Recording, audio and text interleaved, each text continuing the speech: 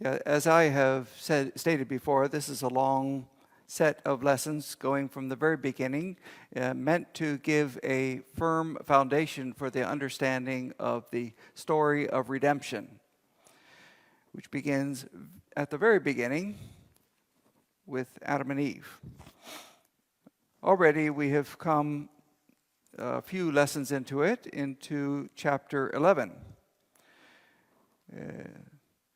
Yes, as you remember, at the very beginning, God created everything perfect. Everything was ready for his last creation, which was man and woman, mankind. And he made it very perfect because of his love. He already knew the people, even us. He knew before the creation of the world, and he loved us, and he had it all planned out. And for the people that he was going to create, he had made it all ready, perfect, because of his love. And in the middle of the garden, he put two trees that were a little different from all the other ones. And one of them was the tree of the knowledge of good and evil, and one was the tree of life. And God told them not to eat of the tree of the knowledge of good and evil, because if they did, they would die. But there was a being that he had created at the very beginning, even before the creation of the world. There were a lot of them, supernatural beings called angels, and one of them got jealous, and he wanted to become like God. And so when he did that, he became a rebel. He rebelled against God, and he wanted to steal that position. And when he did that, God threw him out, because God does not allow anything wicked or anything imperfect to dwell with him, because he's holy, he's different, he's set apart. So that being, his name was Lucifer, rebelled against God, and because of that, he was thrown out of heaven. Him and all the angels that followed him were thrown out of heaven, and he wanted a way to get back at God. He wanted revenge. He wanted to hurt God in some way, and he couldn't do it directly, so he did it through the man and the woman that God had created, who God loved very much. And so he went to the woman and he deceived her, as you all know. You know the story very well. The woman was deceived and she ate of the fruit. And Adam, he also ate of the fruit. And at that time, their relationship with the Father, God, was harmed very much. It was destroyed. You were separated from God. And because of that, God came down to talk with them. And instead of Adam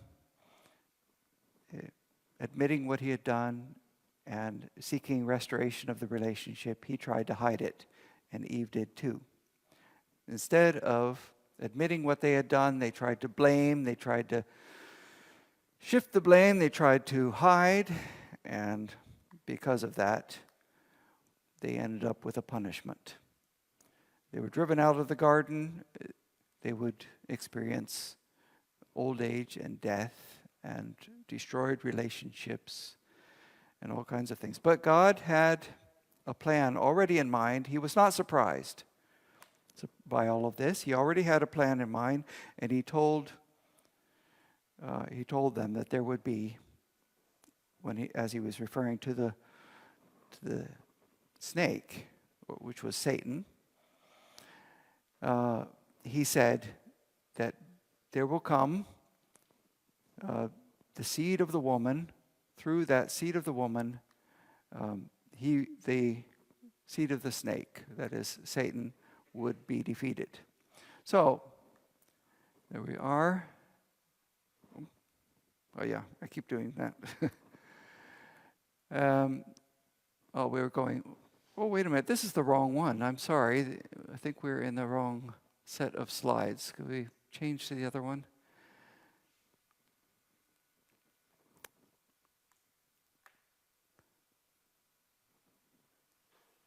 There were two sets. This one should be about Babel.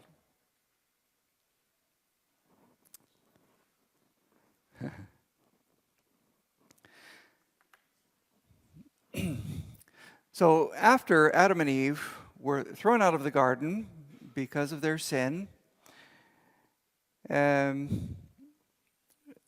Eve got pregnant and she gave birth to a son, and his name was Abel. And then, no, Cain. And then she got pregnant again and gave birth to another son, and his name was Abel. So the two brothers, when they grew up, one became a shepherd and the other became a gardener. And yes, yeah, that's right. That's where we were. They got thrown out of the garden, never to return. There we are. You heard the story about that. Cain and Abel. Cain and Abel, when they grew up, they wanted to offer something to God, and Cain offered from what he had planted, and God didn't accept it.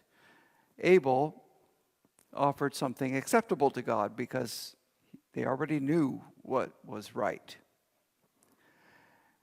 And he offered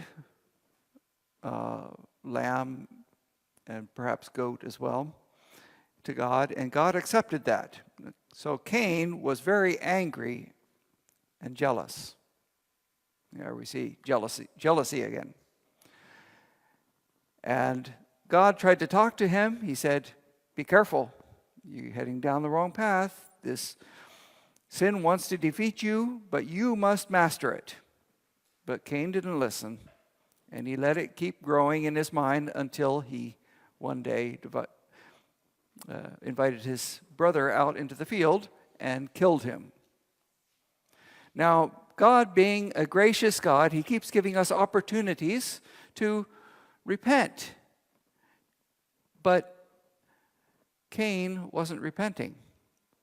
So God came to him, giving him another opportunity, and he said, "Cain, where's your brother?"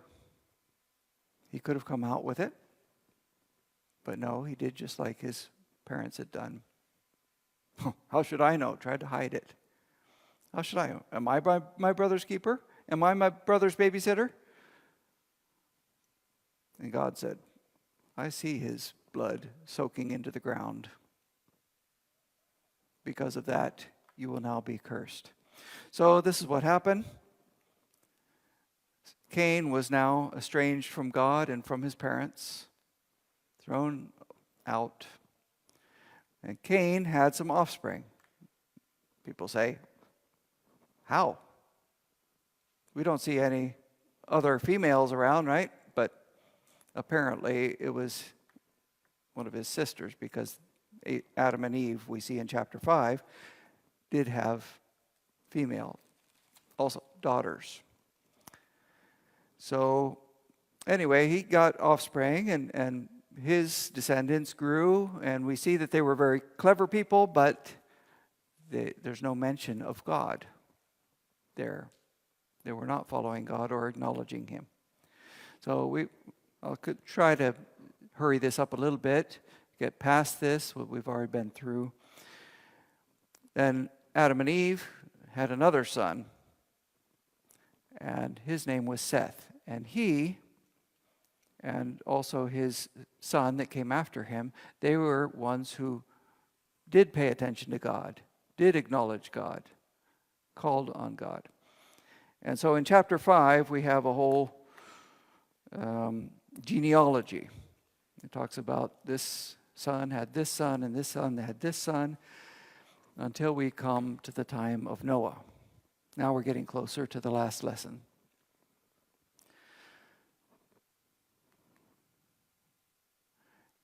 The time of Noah. But the trouble was that things were going from bad to worse. People were not acknowledging God. Now, in the line of Seth, there were those who acknowledged God.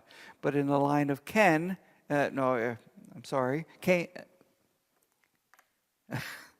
yeah. Cain, yeah.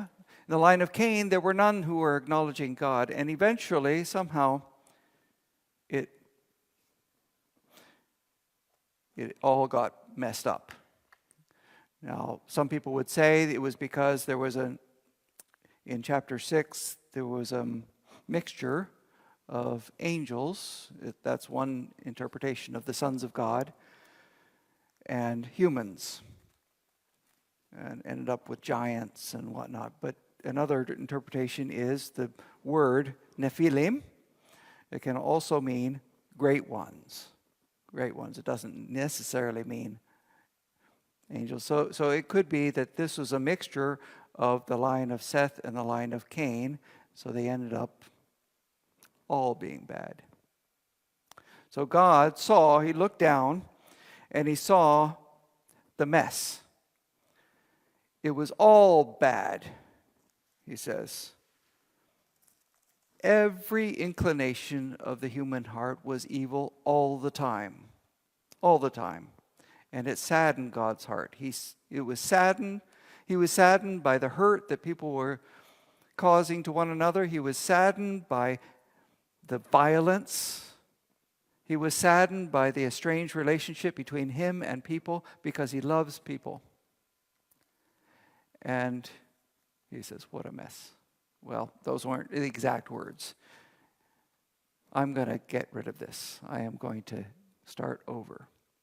But there was one man who did have faith in God, and his name was Noah. He was around the 10th or 11th generation from Adam. Already 1,500 years have passed during this time. And God saw Noah, and here was a man who did have respect for him, who did follow him, who did have faith in him. And he told Noah, he said, this is what I'm going to do. I'm just giving 120 years left. And I'm going to destroy the earth, all breathing creatures. Of course, this doesn't involve fish. They breathe in a different way. Anyway, and so he says, so this is what you do. You build this ark. So this is what we have a picture or an illustration of here. Build this ark, and he gave them the exact dimensions. It was about, 150 meters long, and I don't remember exactly what the dimensions were, but about 15 meters high with 3 levels and 3 floors. And he told them what to put in there. He told them put supplies in there. And he says, because I'm going to destroy the earth. So Noah and his wife and his 3 sons, Ham, Shem, and Japheth, and their wives were to go in the ark. And then God brought all these animals. And so 1 pair of every kind of animal. It doesn't say that they were adults. And it doesn't say that they're all the different kinds that we have today. Because like dogs, they can, with interbreeding, can make more kinds. So anyway, but all these animals enter the ark. And then God says, Noah, get on the ark. Boarding time. So they all got on the ark, and then God sends the flood. And through the flood, a year later, everything was gone. All washed out. All the humans outside. All the animals outside. I mean, of course, whales, they don't need to. They can survive in the ocean anyway. And after a year of floating there, then God runs them aground as the waters recede. And the ark is left on Mount Ararat. Here they are. God had closed the ship, or the floating structure there, closed the door so that anything that was outside could not any longer enter. They were safe inside. God saves those who put their trust in him. So he did that, and they were all saved. The ones who were in the ark were saved. In the ship. And so then they eventually got, when they were safe and dry, then God said, get out of the ark, you and the animals. And they all did. I'm sure they were very happy after a year of floating on the sea and taking care of all those animals to get out of there. And so what he did was he made an offering to God, like Abel had done. And God smelled it and he said, never again am I going to do this. He was pleased. Never again will I do this, even though, he said, and this is an important point that I'm going to keep coming back to it, even though every inclination and thought of the heart of man is evil all the time. You notice something. Before the flood, he said this. After the flood, after a year of this drama, after a year of seeing the devastation due to sin, people are still evil. And unfortunately, we're no different. But God is gracious. And he promised he would never send a flood again. And here was the sign that he gave, that he would never send a flood again to destroy all living on the earth. So, there are tribal people that I know in the tribes. When it starts to rain a lot, they make rafts because they have the story of the worldwide flood. They live in the mountains. And they go up into the caves and they make rafts. I guess they didn't know this part of the story about the rainbow because it's never happened again. God is faithful. He does what he says. So, here we are, chapter 11 of Genesis.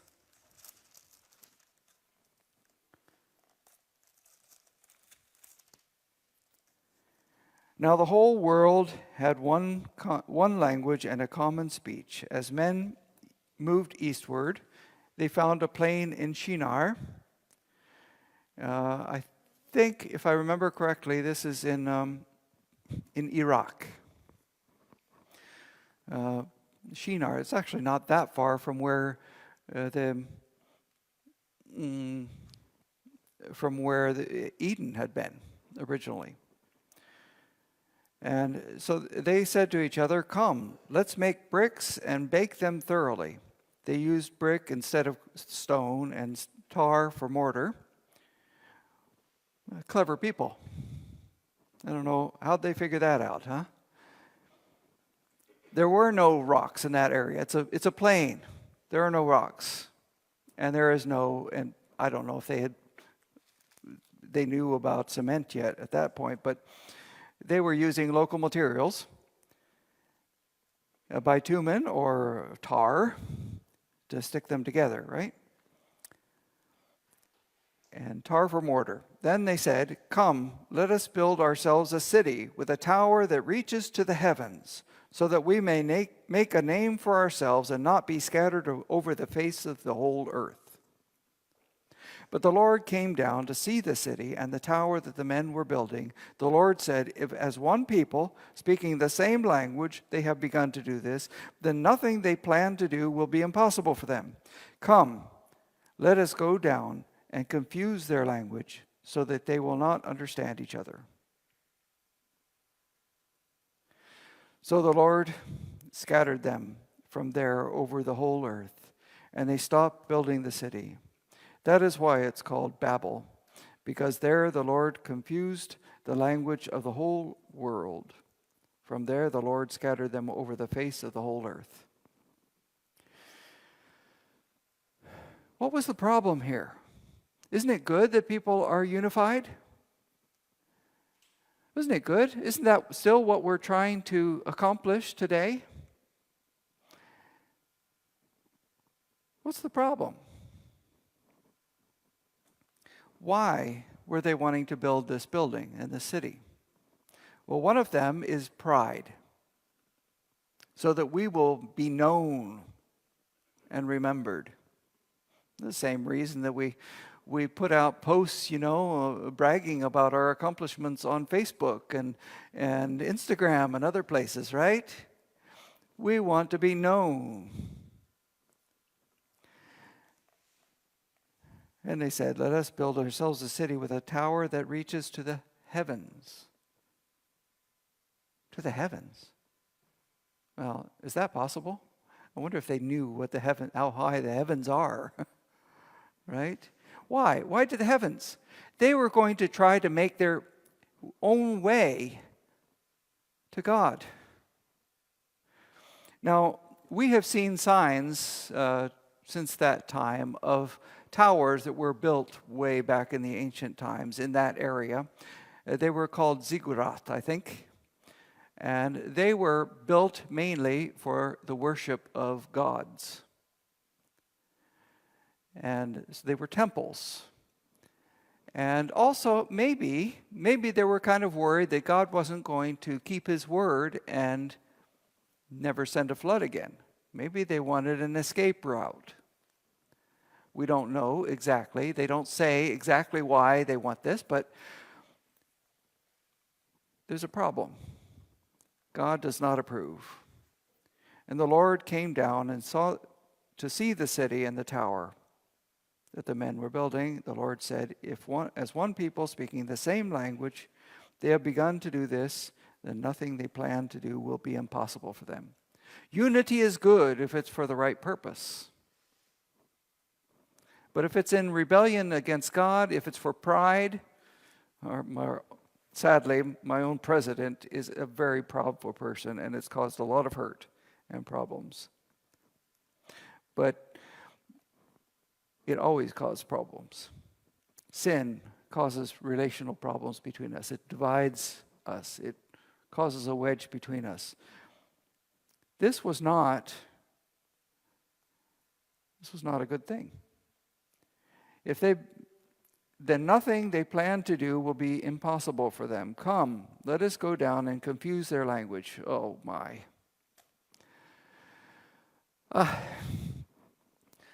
I ended up getting married to a Faroese lady, and ever since then I've been trying to learn Faroese. Well, I can kind of do that.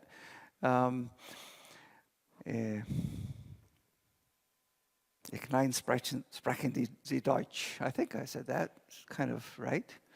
But I can just imagine these people trying to build these huge building, and it was really big. Now nobody's understanding each other. Hand me the hammer. Ano? Martillo? Anong gusto niya? Nobody's understanding each other, so we end up with a lot of confusion. All this unity ends up in confusion. So the Lord scattered them from there over all the earth, and they stopped building the city. That is why it is called Babel. Yeah. In English, we would use this same word for what little children try to do when they're trying to start to speak at the beginning. They babble. Ga, ga, ga, ga, ga, and whatever else. It makes absolutely no sense. They were not making sense to one another. We've had problems ever since that time. Now, I don't know if it's true. Maybe someone can confirm this to me. Was it the United Nations building? Is it in Brussels or some center? They have this thing that's supposed to represent the Tower of Babel and of unity. Unity, yes, is good if it's unified, for instance, for praising the Lord or something like that. Or when we sing together, that's good. That unity is good. But when it's used how people use it. It can cause problems. So now from that time, all the people of the earth began to be separated or set apart. They probably grouped according to the people who understood each other, the different language groups. It's not really saying here that all the languages that we have now were created at that instant, because we know that languages change and they continue to separate. The Germanic languages, they're related. The Filipino languages, we've been living in the Philippines. The Filipino languages, they have a similar grammatic structure, but they don't understand each other. I know a tribal person, he was out there in town sitting beside me as he was waiting for the eye doctor to see him. And there was a Filipino, a Tagalog speaker sitting beside me. And the tribal guy and I were talking together, and we were talking about different things. And the other guy that was sitting right beside us, also a Filipino, but not a tribal person, says, what language are you speaking? Is it English? No, it's rather far from English. It's actually most closely related to your own language, but he didn't understand one word of it. He didn't understand one word of it. I mean, Danish and Faroese is similar too, but for a first-time traveler to the Faroe Islands from Denmark, they're probably not understanding that much of the Faroese language. Icelandic is even more similar, but they would have the same problem at the very beginning anyway. So they separated. Now, from here, for the rest of the chapter, he's talking about the genealogies from that point. Actually, you know from earlier, from Noah. And if you compute it, it's probably less than 1,000 years from the time of Noah to the time of the Abraham, which is the last one. We're going to get into that story next time. Anyway, this is what is called the table of, this is I'm going a little too, the table of nations. Yeah. So I'll just mention a few of the interesting names in here. There's Arphaxad and Shem. Shem and then Arphaxad and then Shelah and Eber. Eber, that's an interesting name. Eber is where we get the word Hebrew from. It's a group of peoples, the Hebrew, and they spoke a similar language. That's where the Hebrew language comes from. Eber, and then after Eber came Peleg. Peleg means divided. So this could mean either that the continents got separated, which would be rather traumatic at a short period of time. It's probably more likely that he's talking about when the nations became divided at Babel. So Eber means divided, because at that time the earth was divided. Peleg and Reu and Serug, and after that Nahor. And Nahor, Terah, and then after Terah, then came Abram. Abram, Nahor, and Haran. We'll be speaking about that next time. But even after this time, if we look at some of the other stories, we start to see that there is a pattern again. See, at the very beginning, man knew God personally. He walked and talked with them, Adam and Eve. They saw him personally. There was nothing to hinder that relationship. But then sin came in. And Cain And then it got worse and worse and worse until we come to the time of Noah. And it's totally rotten. Like one rotten tomato in a bag of tomatoes. In no time, the whole bag of tomatoes is rotten. Or apples, or whatever you want to say. Potatoes. It was all rotten. So Noah and his sons, of course, they knew God. They knew that he had saved them. But then we have a separation again. The people started to get all conceited and all self-centered and all trying to get to God on their own. So God had to clean it up again. Well, actually, he separated the people. And then from that time, if we look back into the ancient history, we see that the worship of gods became very common among the peoples. And again, they forgot about the true God. And as we tend to do. I just met a couple of people today, and probably right now I don't remember their names already. I'm terrible with names, but it just illustrates a point that we are very forgetful. We keep missing our way. And so God was going to bring them back again. He was going to reveal himself again. He keeps coming back when we miss our way, like Adam and Eve. He came to Adam and Eve right there in the garden. When Cain missed his way, God came to him to reveal himself and to warn him, and even gave him a chance, even after his lack of repentance, even after God had judged him. He still was gracious to him. He came to him at the time of Noah. He came to him. He came to Noah to reveal himself. The people weren't listening. Noah warned them for 120 years or however long it took for him to build that ark, and they weren't listening. God revealed himself again.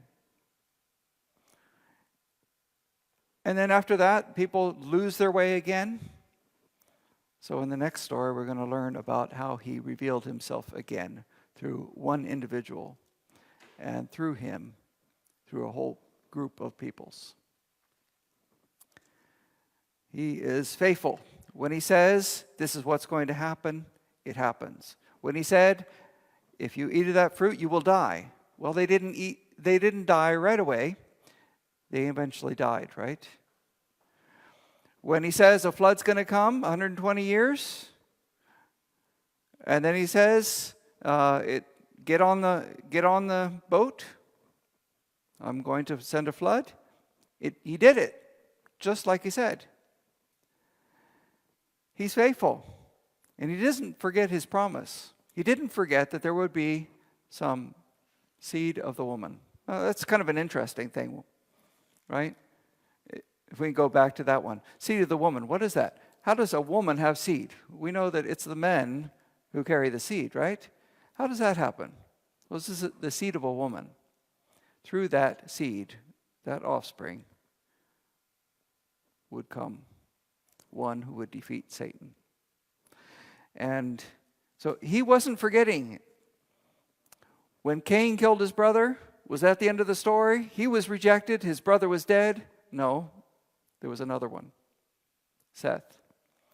And later on, when people got all corrupt, it was all rotten, God chose one man and his family. Through them, he would carry on this seed. And when people started getting all corrupt again, he's going to again direct it again. He doesn't forget his promise. Thousands of years have passed. 1,500 and some years from Noah, from Abraham. Man, I'm getting them all mixed up. No, from Adam to the time of Noah, over 1,500 years had passed. And probably some people would kind of think me crazy, but I'm talking about literal period of time, over 1,500 years. And then after that, another 1,000 years, perhaps, from Noah until Abram. God was not forgetting his promise. 2,500 years, more than that, had already passed. God was not forgetting his promise. People forget their promises. People think it's a long time. But for him, who was outside of time, we can't even imagine it. Outside of time, no, this is my plan. And he's going to do it exactly in his time, in the right way. God is in no hurry, and he does it right. His plans are perfect. In perfect wisdom, he created the world. In perfect wisdom, he made a plan, even before he created it, for all that would happen. His story of redemption, the way he would reconcile himself to his beloved humans.